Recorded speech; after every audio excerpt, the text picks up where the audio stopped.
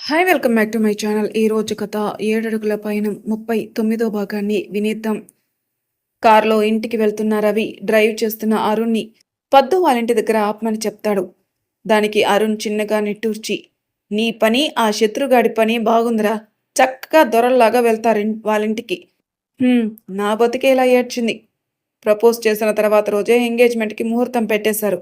ఇంకా సగం పెళ్ళి అయిపోతుంది.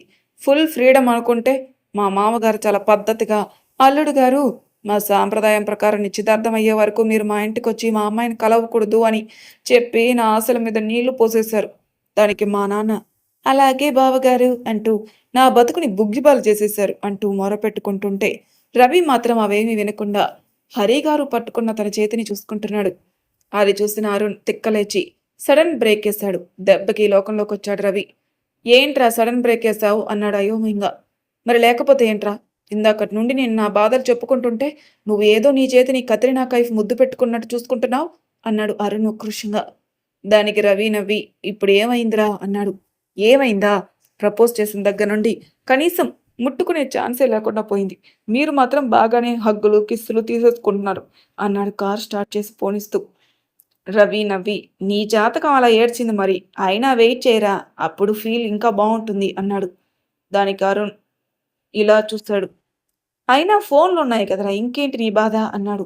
హా, ఫోన్లు ఏం ఫోన్లు ఏంటో, అది దాన్ని ప్రేమించినప్పటి నుండి ప్రేమ తప్ప అన్నీ చూపించేస్తుంది టార్చర్తో సహా. ఎలానో కలవడానికి లేదు కదా అని ఫోన్ చేస్తే బావ ఏదో మేనేజర్ పోస్ట్ ఇచ్చాడట, దానికేదో దీనికి ప్రైమ్ మినిస్టర్ పోస్ట్ ఇచ్చినట్టు బిల్డప్ ఇస్తూ పగలు ఫోన్ ఎత్తట్లేదు, రాత్రులు మాట్లాడదామంటే డాడ్ బిజినెస్ అకౌంట్స్ ఏవో చూస్తూ అమావాస్యకి పౌర్ణానికి మాట్లాడుతుంది అన్నాడు. రవి నవ్వుతాడు అరుణ్ కష్టాలకి. ఇంతలో పద్దు ఇల్లు రావడంతో దిగి 1 అవర్లో వచ్చేస్తా, నువ్వు రావద్దులే అని చెప్తాడు. రవి నందు వాళ్ళ ఇల్లు పక్కన సందే కావడంతో సరే అని ఇంటికి వెళ్ళిపోతాడు అరుణ్. రవి ఇంటికెళ్లేసరికి పద్దు సోఫాలో కూర్చొని చేతిలో చెక్యోడులు గిన్నె పట్టుకొని టీవీలో వచ్చే పెళ్ళాం చెప్తే వినాలి అని సినిమా చూస్తుంది. అది చూసిన రవి, అమ్మ ఇది నన్ను బ్రతకనివ్వదు, ఇప్పటి నుండే నువ్వే గిన్నెలు తోమాలి వంటలు చేయాలంటూ ఇలాంటి సినిమాలు చూస్తుంది. రేపు పెళ్ళయ్యాక నిజంగానే నా బతుకు బాబాయ్ హోటల్లో పనోడులాగా ఉంటుందా అనుకుని భవిష్యత్తు తలుచుకుని బాధపడి పద్దు పక్కన సోఫాలో కూలబడ్డాడు. రవిని చూసిన పద్దు చెకోడీల గిన్నె పక్కన పెట్టి, ఓయ్ నువ్వేంటి ఈ టైంలో వచ్చావు, అమ్మా నాన్న ఇంకా రాలేదు, వాళ్ళు చూస్తే ఏమనుకుంటారు అంది. ఏమనుకుంటారు, మా అల్లుడికి మా కూతురంటే ఎంత ప్రేమో అస్సలు వదిలి ఉండలేకపోతున్నాడు అనుకుని ఆనందపడతారు అన్నాడు పద్దు పక్కన పెట్టిన చెకోడీలు లాక్కుని తింటూ. ఓవర్ యాక్షన్ చేయకు, వాళ్ళొస్తే బాగోదురా, నువ్వెళ్ళు అంది రిక్వెస్టింగ్గా. ఒసై, అసలే నేను ఇప్పుడు ఏం చేశాను ఇలా గెంటేస్తున్నావు, నేను ఇంటికి కాబోయే అల్లుని గుర్తుపెట్టుకో అన్నాడు. అబ్బో, నీకు ఆ హోదా వచ్చేది నా వల్లే, అది నువ్వు గుర్తుపెట్టుకో అంది. లేకపోతే అన్నాడు రవి పద్దు వెళ్ళమనే దగ్గర నుండి డైవర్ట్ అవుతుందని ఆనందపడుతూ. లేకపోతే ఏముంది చెప్పాగా, ఆ రోజు తాళి కట్టేది నువ్వైనా మొగుని నేను అని అంది కళ్ళెగరేస్తూ. ఆహా అవునా అంటూ పక్కనే ఉన్న పద్దుని ఒళ్ళోకి లాక్కుని చుట్టూ చేతులు బిగించి చెవి దగ్గరికి వెళ్ళి చిన్నగా మాట్లాడుతూ, ఇప్పుడు చెప్పు ఎవరు మొగుడు అన్నాడు. రవి అలా చిన్నగా మాట్లాడుతుంటే పద్దుకి అసలేమీ తెలియట్లేదు. ఏదో ట్రాన్స్లోకి వెళ్ళిపోతుంది. బలవంతంగా వదిలించుకుని రే, డోర్ ఓపెన్ చేసే ఉందిరా అంది. అంటే డోర్ క్లోజ్ చేసేస్తే ఓకేనా అన్నాడు మళ్ళీ చిన్నగా. ఇక తన వల్ల కాక వెనక్కి తోసి వదిలించుకుని నించుంది పద్దు. ఓయ్ ఏంటే, ఇప్పటిదాకా లొడలొడ వాగి నేనే మొగున్నని అరిచి ఇప్పుడు పారిపోతున్నావు అన్నాడు రవి నవ్వాపుకుంటూ. పద్దు ఏం మాట్లాడకుండా వెళ్ళి డోర్ వేసేసి వచ్చి రవి ఒళ్ళో కూర్చుని రవి బుగ్గ మీద ముద్దు పెడుతూ ఇంకో బుగ్గ మీద వేలితో సున్నాలు చుడుతుంది. దెబ్బకి రవి సైలెంట్. ఏంట్రా మాట్లాడవేంటి అంటూ అలాగే చేస్తుంది పద్దు. రవి మాత్రం బిగుసుకుపోయి కూర్చున్నాడు. పద్దు రవి నడుము దగ్గర గిల్లింది. అప్పుడు తేరుకుని పద్దుని చూశాడు. ఏంటి ఎలా ఉంది అన్నట్టు కళ్ళెగరేసింది పద్దు. తల్లి నీకొక నమస్కారమే, నిజంగానే నువ్వు నాకు మొగుడు వయ్యేలా ఉన్నావు తల్లి అంటాడు. పద్దు నవ్వుతుంది. ఇంతలో డోర్ కొట్టిన సౌండ్ అది విని పద్దు పై ప్రాణాలు పైనే పోయాయి. అయిపోయాను, అమ్మా నాన్న వచ్చేసారు, ఇప్పుడు మనల్ని ఇలా చూస్తే అంటూ భయపడుతున్న పద్దుని. ఏం చేస్తారు, మహా అయితే పెళ్లి చేస్తారు, అప్పుడు తెలుస్తుంది మనకి ఎవరు ఎవరికి మొగుడో అన్నాడు రవి తాపీగా వెనక్కి వాలి. ఒరే ఏంట్రా నువ్వు, మా నాన్న చూస్తే మన పెళ్లి కాదు నా పెళ్లి చేస్తారు, ఏదో ఒకటి చెయ్యిరా అంటుంది టెన్షన్గా. సరే అయితే పద అని లేచి పద్దు చుట్టూ చెయ్యేసి డోరు వైపు నడుస్తాడు రవి. ఒరేయ్! నన్ను నిజంగానే చంపించేసి నువ్వు ఇంకొక దాన్ని తగులుకుందాం అనుకుంటున్నావా? చంపేస్తాను అంటుంది రవిని వెనక్కి లాగుతూ. అయినా రవి ఆగకుండా వెళ్లి డోర్ ఓపెన్ చేసేస్తాడు. పద్దు భయంతో కళ్ళు మూసేసి రవి వెనక దాక్కుంటుంది. డోర్ తీసిన రవిని చూసి సారీ అల్లుడు గారు, బాగా లేట్ అయినట్టుంది అన్నారు మురళీకృష్ణ, అనురాధ గారు. అయ్యో! పర్లేదు మావయ్య, ఇక నేను బయలుదేరతాను అన్నాడు రవి. వీళ్ళ సంభాషణ విని అసలేం జరుగుతుందో అర్థం కాక రవి వెనక నుండి ముందుకొచ్చి వాళ్ళ నాన్నని చూస్తుంది పద్దు. ఆయన రవిని భోజనం చేసి వెళ్ళమంటూ మాట్లాడుతున్నారు. రవి పర్లేదు వెళ్తానంటున్నాడు. ఆయన పద్దు వైపు చూసి చూడమ్మా, అల్లుడు గారు భోజనం చేయమంటే పర్లేదంటున్నారు. నువ్వైనా చెప్పు. మేము బయటికెళ్తున్నాం, లేట్ అవుతుందంటే మేము వచ్చే వరకు ఉంటానని ఉండి భోజనం చేయకపోతే ఎలా అంటారు మురళీకృష్ణ. అప్పటి వరకు భయంతో ఉన్న పద్దు రవి కావాలనే తనని భయపెట్టాడు అని అర్థమై కోపంగా చూసి భోజనానికి ఉండమని చెప్పి లోపలికి వెళ్ళిపోయింది. రవి నవ్వుకొని ఇంకెప్పుడైనా తింటానులే అని చెప్పి ఒప్పించి అరుణ్ వాళ్ళ ఇంటికి వెళ్ళిపోతాడు. అరుణ్ ఇంటికి వెళ్ళి కార్ పార్క్ చేసి ఫ్రెష్ అవడానికి రూమ్లోకి వెళ్తాడు. డోర్ తీసి కబోర్డ్స్ దగ్గరికి వెళ్తుండగా తన చుట్టూ వెనక నుండి అల్లుకున్నాయి 2 చేతులు. అవి ఎవరివో తెలిసిన అరుణ్ ఆశ్చర్యంగా వెనక్కి తిరిగాడు. ముందుకు తిరిగిన అరుణ్ని ఇంకా గట్టిగా పట్టుకుని తన గుండె మీద తలపెట్టి కళ్ళు మూసుకుని ఉంది ప్రియ.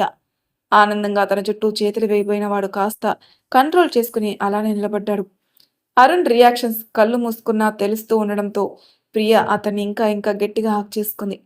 అరుణ్ ప్రియని వదిలించుకుంటూ ఎముకలు విరిగిపోతాయే, ఆ పట్టుకోవడం ఏంటే, ఏ ఎముకో విరిగితే మళ్ళీ నువ్వే ఏడుస్తావు అన్నాడు. ప్రియ అయినా కూడా వదలకుండా హాక్ చేసుకుని సారీ అంది.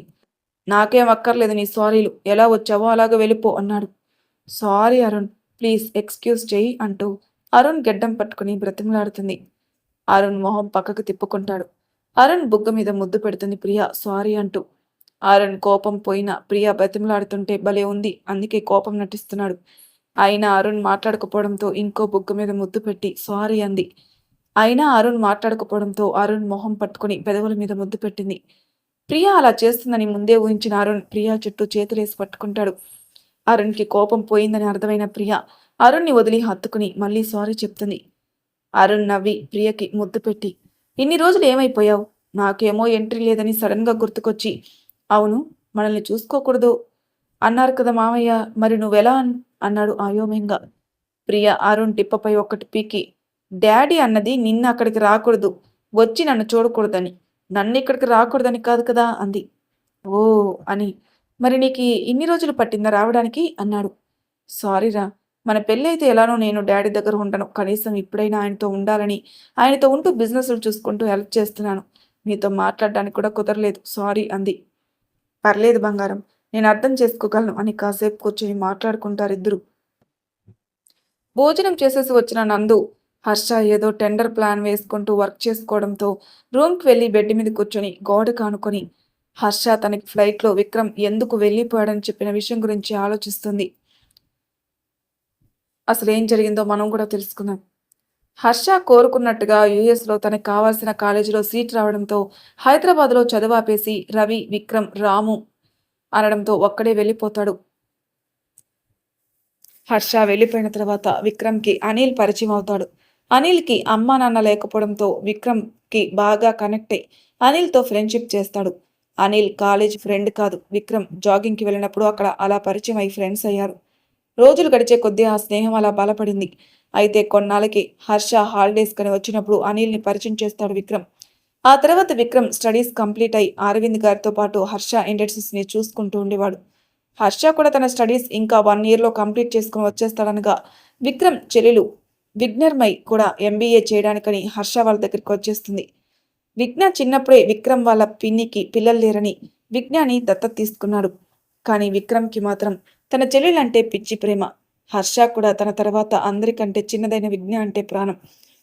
అలా ఇద్దరు అన్నల ముద్దులు చెల్లెలుగా సాగిపోతున్న విఘ్న జీవితం ఒక్కసారిగా అంతమైపోయింది.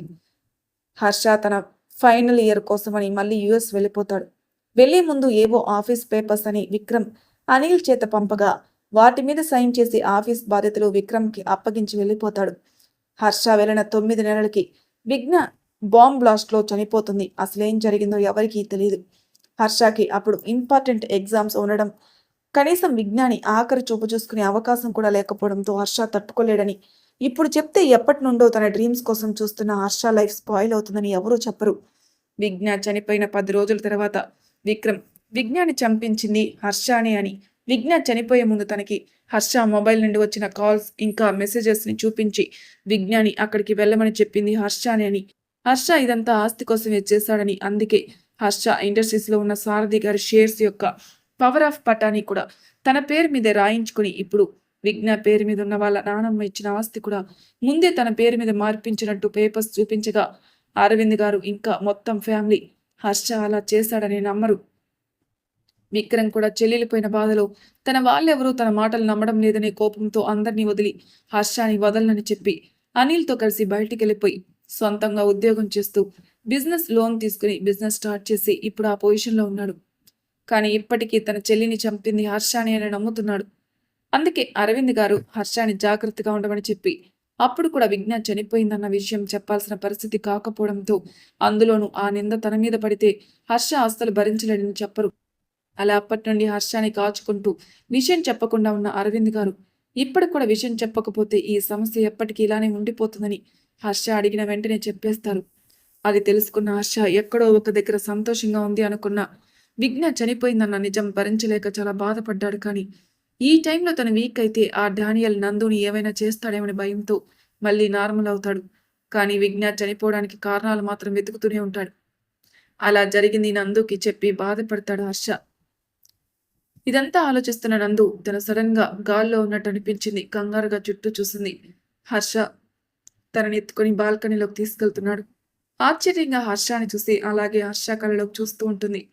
అది చూసిన హర్ష, అమ్ము పడతావు, సరిగ్గా పట్టుకో అంటాడు కంగారుగా.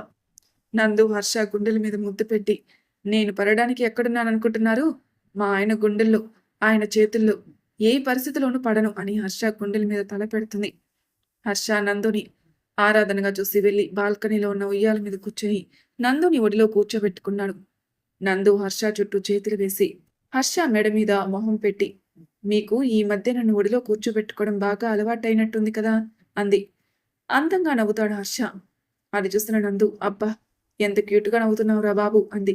హర్ష నవ్వుని చూస్తూ గడ్డం కింద చేయి పెట్టుకుని, రానా అన్నాడు హర్ష ఒకంత ఆశ్చర్యంగా. నాలుగు ఖర్చుకుంది నందు. నవ్వాడు హర్ష. సారీ అంది చెవులు పట్టుకుని క్యూట్గా ఫేస్ పెట్టి. పర్లేదు, ఐ లవ్డ్ ఇట్ అన్నాడు. అర్థం కాకుండా చూసింది. నేనెవరిని అన్నాడు హర్ష. హర్షవి అంది. అబ్బా నీకేమవుతాను అన్నాడు. సిగ్గుపడుతుంది. చెప్పు నీకేమవుతాను అన్నాడు. మా ఆయన అంది. మరి మీ ఆయన్ని ఏమన్నా అనే హక్కు నీకుంది కదా, ఇంకెందుకు ఈ సారీలు అన్నాడు హర్ష నందు బుక్కలాగుతూ. సిగ్గుపడుతూ నవ్వింది నందు. తన తలని నందు తల కానించి నందుని చూస్తూ ఓయ్ అన్నాడు. హర్ష కళ్ళలోకి చూసింది నందు. ఒక ముద్దు పెట్టు అన్నాడు. ఆశ్చర్యపోయి చూస్తుంది. ఏంటా లుక్కు, పెట్టు అన్నాడు. నందు హర్ష తల పట్టుకుని పెదవుల దగ్గరికి వెళ్తున్నట్టు వెళ్ళి మొహం పక్కకు తిప్పి బుగ్గ మీద గట్టిగా కొరికింది. ఆ అని అరిచాడు హర్ష. చిలిపిగా నవ్వింది నందు. ఏయ్ ఏం చేయమంటే ఏం చేసావే అన్నాడు హర్ష నందు నడుం చుట్టూ చెయ్యి వేసి పట్టుకుని. మా ఆయన నా ఇష్టం, ఏమైనా చేసుకుంటా అంటూ హర్ష కాలర్ పట్టుకుని లాగి ఇంకో బుగ్గ కూడా కొరికింది నందు. మళ్ళీ అరిచి, అవునా అయితే ఆగవే అని నందుని గట్టిగా పట్టుకుని లాగి మెడ మీద కొరుకుతాడు. ఆ అంటూ అరిచింది నందు. నా పెళ్ళం నా ఇష్టం అన్నాడు హర్ష. అవునా అని హర్ష ముక్కు కొరికింది. నందు చెవిని కొరికాడు. ఇలా కాదని హర్ష షర్ట్ బటన్స్ తీస్తూ తన జుట్టు చీర కొంగు కప్పుకొని హర్ష షర్ట్లో దూరేసింది నందు. హర్ష తనని కొరక్కుండా. హర్ష నవ్వి అలా దాక్కుని నందుని అలాగే ఎత్తుకుని బెడ్ మీద పడేశాడు. నందు పడుతూ పడుతూ హర్షాని కూడా లాగేసింది. నందు కింద ఉంటే తన మీద ఉన్నాడు. నందుకి అటు ఇటు చేతులు పెట్టి తన మీదకు ఒరుగుతూ, ఇప్పుడైనా పెడతావా నా ముద్దు అన్నాడు మెల్లగా హస్కీ వాయిస్తూ. నందు తల అడ్డంగా ఊపింది. అయితే నేనే తీసుకుంటాను అన్నాడు మళ్ళీ హస్కీగా. నందు నవ్వుతూ కళ్ళు మూసుకుంది. నందు అంగీకారం రావడంతో నందు పెదవుల్ని అందుకున్నాడు హర్ష. ఉదయం లేచి ఆఫీస్కి వెళ్ళడానికి తయారవుతుంది నందు. అద్దం ముందు నిలబడి చీర కట్టుకుని కుచ్చిళ్ళు పెట్టుకుంటూ ఉండగా అప్పుడే లేచిన హర్ష అద్దం ముందున్న నందుని చూసి లేచి వెళ్ళి వెనక నుండి పట్టుకుంటాడు. ఏమైందో తెలియని నందు అరవబోయేంతలో బుగ్గ మీద ముద్దు పెట్టాడు హర్ష. అప్పుడు కొంచెం కుదుటపడి అద్దంలో చూసిన నందుకి నవ్వుతున్న హర్ష కనిపించి చిరుకోపంగా కొట్టడానికి చెయ్యి ఎత్తుతుంది. నందు చెయ్యి ఎత్తంగానే జారిన చీర కుచ్చుల్ని ఒక చేత్తో నందు నడుం చుట్టూ ఒక చెయ్యేసి పట్టుకుంటాడు. దెబ్బకి చెయ్యి దించేసి హర్ష చేతిలోని కుర్చీలని తీసుకోబోయింది నందు. కానీ హర్ష వారిని వదలకపోవడంతో క్యూట్గా హర్ష వైపే చూసింది. హర్ష నందు వైపు చూసి నవ్వుతూ తల అడ్డంగా ఊపి నందుని వెనక నుండి పట్టుకుని చీర కుర్చీలు పెట్టేశాడు. అప్పటి వరకు గట్టిగా కళ్ళు మూసుకొని నిలబడిన నందు హర్షాన్ని విడిపించుకుని పరుగు పెట్టేంతలో హర్ష నందు చేయి పట్టుకుని ఆపి లాక్కుని మళ్ళీ వెనక నుండి పట్టుకుంటాడు. నందు హర్ష చేతిలో బందీ అయి అద్దంలో నుండి హర్షానే చూస్తుంది. హర్ష నందుని చూస్తూ నందు బుగ్గని చిన్నగా కొరుకుతాడు. నందు ఆహ్ అంటూ చిన్నగా అరిచి ఏంటిది అంది. హర్ష నందుని ఇంకా గట్టిగా పట్టుకుంటూ ఆ మాట నేనడగాలి అంటూ ఆమె చేతిని తన బుగ్గపై పెట్టుకుని అద్దంలోని ఆమెను చూస్తున్నాడు. నందు అర్థం కాక హర్ష బుగ్గ తడుముతుంది. చిన్నగా ఆహ్ అంటాడు. నందు కంగారుగా హర్ష వైపు తిరిగి హర్ష బుగ్గను చూస్తుంది. అవి ఎర్రగా కందిపోయి ఉన్నాయి. కంగారుగా ఏమైంది హర్ష గారు అని అనబోయి అది తను చేసిన పని అని అర్థమై 2 బుగ్గలపై ముద్దు పెట్టి బుగ్గలపైన పెదాలు ఉంచి సారీ అంది. హర్ష నవ్వుకుని నిన్న నందు మెడ దగ్గర తను కొరికిన దగ్గర ముద్దు పెట్టుకుంటూ సారీ అన్నాడు. నందు హర్ష చెవి పట్టుకుని లేపి అంటే ఊరికి అరిచారా అంది పళ్ళు నూరుతూ. బదులుగా నవ్వాడు. నందు కోపంగా మళ్ళీ హర్ష బుగ్గపై కొరికి హర్షకి దొరకకుండా కిందికి పరిగెత్తింది. హర్ష నవ్వుకుంటూ ఫ్రెష్ అవడానికి వెళ్ళిపోయాడు. కాసేపటికి రెడీ అయ్యి అందరూ డైనింగ్ టేబుల్ దగ్గర కూర్చున్నారు. నందు, సుహా, రేవతి గారు, అరవింద్, హరి గారికి హర్షకి టిఫిన్ పెట్టేసి వాళ్ళు కూడా కూర్చొని తింటున్నారు. హర్ష నందుని చూస్తూ తింటున్నాడు. ఇంతలో హర్ష పక్కన ఉన్న సుహాసిని గారు హర్షాని చూసి నాన్న నీ బుగ్గలేంట్రా అలా ఎర్రగా అయిపోయాయి అన్నారు కంగారుగా. తలెత్తి కంగారుగా చూసింది నందు హర్ష ఏం చెప్తాడా అని. హర్ష మాత్రం అప్పటి వరకు నందుని చూస్తున్నవాడు కాస్త నందు తలెత్తే టైంకి టిఫిన్ తింటున్నట్టు యాక్ట్ చేసిస్తూ నీ కోడలికి ముద్దిచ్చానంట అమ్మా అన్నాడు తింటూనే. ఆ మాటకు అరవింద్, సుహాసిని, హరి, రేవతి గారు నవ్వుకోగా ఒక్కసారిగా పొలమారుతుంది నందుకి. హర్ష నందు తలపై తట్టి మంచినీళ్ళిచ్చి మెల్లగా తినాలి నందు అన్నాడు. నందు నీళ్లు తాగుతూ హర్షాన్ని తినేసేలా చూస్తుంది. హర్ష ఏమీ పట్టనట్టు మళ్ళీ తింటున్నాడు. సుహాసిని గారు వాళ్ళు నందు బుగ్గ కూడా కంది ఉండడం గమనించి సీన్ అర్థమై పట్టించుకోనట్టు తినేసి వెళ్ళిపోయారు అరవింద్ గారు, హరి గారితో సహా. నందు, హర్ష కూడా తినేసి అందరికీ చెప్పి ఆఫీస్కి వెళ్ళిపోయారు. నందు మాత్రం హర్ష మీద కోపంగా ఉంది. హర్ష నందుని చూశాడు కానీ ఏమంటే ఏం చేస్తుందో అని భయపడి కదపకుండా అలానే ఉన్నాడు. ఎంతసేపైనా నందు అలానే ఉండేసరికి ధైర్యం చేసి అమ్మో అన్నాడు. అంతే. ఎప్పుడెప్పుడు హర్ష మాట్లాడతాడా అని చూసిన నందు హర్ష ఇప్పటికి పిలిచేసరికి కోపంతో ఊగిపోతూ హర్ష కాలర్ పట్టుకొని అత్తయ్యతో ఎందుకు అలా చెప్పావు అంది. అది ముందే ఊహించిన హర్ష కారుని పక్కకాపాడు. చెప్పండి ఎందుకు అలా చెప్పేశారు? అత్తయ్య వాళ్ళు ఏమనుకుంటారు? కొంచెం కూడా సిగ్గులేదు మీకు, అలా చెప్పేశారు అంటుంది. హర్ష ఏం మాట్లాడకుండా అలాగే నందుని చూస్తున్నాడు. ఏంటి నేను ఇలా వాగుతుంటే మీరు బెల్లం కొట్టిన రాయిలా అలా చూస్తున్నారు అంది కోపంగా. అయినా హర్ష మాట్లాడకపోయేసరికి కోపం ఇంకా పెరిగిపోయి చేతిలో ఉన్న హర్ష కాలర్ని కొంచెం గుంజింది. హర్ష నందుని నవ్వుతూ చూస్తున్నాడు. ఆ చూపుకి నందు హర్ష కాలర్ వదిలేపోయింది. అది గమనించిన హర్ష కాలర్పై ఉన్న నందు చేతిపై తన చేతి నుంచి నందుని చూశాడు. నందు ఏదో మాట్లాడలేపే నందుని చిన్న ముద్దిచ్చి నువ్వు నాతో ఇలా గొడవ పడడం చాలా బాగుంది నందు అన్నాడు ప్రేమగా. నందు ఆరాధనగా హర్షాన్ని చూసింది. ఇద్దరు కాసేపు అలా ఉన్న తర్వాత నందు తేరుకొని ఇందాక ఎందుకు అత్తయ్యకి అలా చెప్పేశారు అంది లేని కోపాన్ని నటిస్తూ.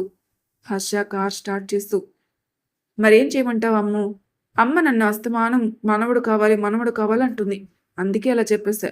అప్పుడు మనం అదే పనిలో ఉన్నామని వాళ్ళకు కూడా అర్థమవుతుంది కదా అన్నాడు కన్ను కొడుతూ.